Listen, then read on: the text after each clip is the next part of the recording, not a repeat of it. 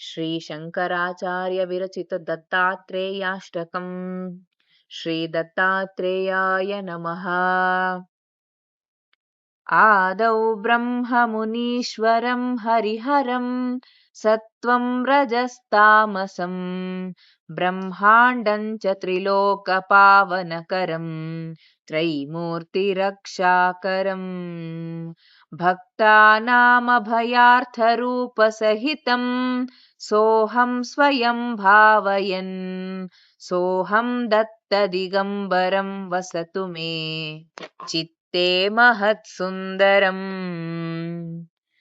विश्वं विष्णुमयं स्वयं शिवमयं ब्रह्मामुनीन्द्रोमयं ब्रह्मेन्द्रादिसुरागणार्चितमयं सत्यं समुद्रोमयं सप्तं लोकमयं स्वयं जनमयं मध्यादिवृक्षोमयं सोऽहं दत्तदिगम्बरं वसतु मे चित्ते महत्सुन्दरम्।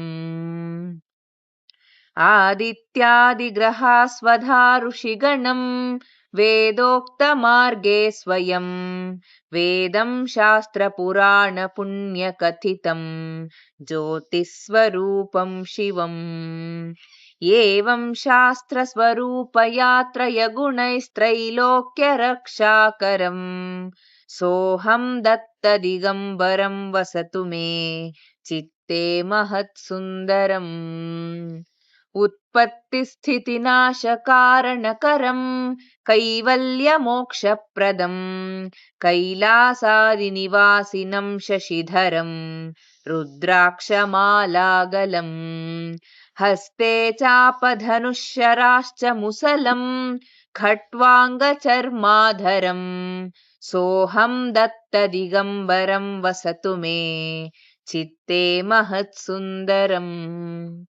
शुद्धं चित्तमयं सुवर्णमयदं बुद्धिं प्रकाशोमयं भोग्यं भोगमयं निराहतमयं मुक्तिप्रसन्नोमयं दत्तं दत्तमयं दिगम्बरमयं ब्रह्माण्डसाक्षात्करं सोऽहं दत्तदिगम्बरं वसतु मे चित्ते महत्सुन्दरम्।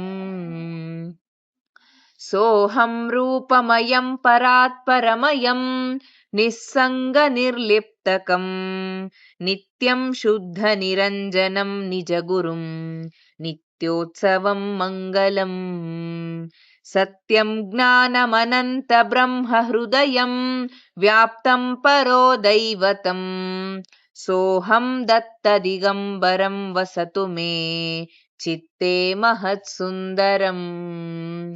काषायं करदण्डधारपुरुषं रुद्राक्षमालागलं भस्मोद्धूलितलोचनं कमलजं कोल्हापुरीभीक्षणं काशीस्नानजपादिकं यतिगुरुं तन्माहुरीवासितं सोऽहं दत्तदिगम्बरं वसतु मे चित्ते महत्सुन्दरम्। कृष्णातीरनिवासिनं निजपदं भक्तार्थसिद्धिप्रदं मुक्तिं दत्तदिगम्बरं यतिगुरुं नास्तीति लोकाञ्जनम् सत्यं सत्यमसत्यलोकमहिमा प्राप्तव्यभाग्योदयं सोऽहं दत्तदिगम्बरं वसतु मे चित्ते महत्सुन्दरम्। सोऽहं दत्तदिगम्बरं वसतु मे चित्ते महत्सुन्दरम्। इति श्रीमच्छङ्कराचार्यविरचितं श्रीदत्ताष्टकं सम्पूर्णम्।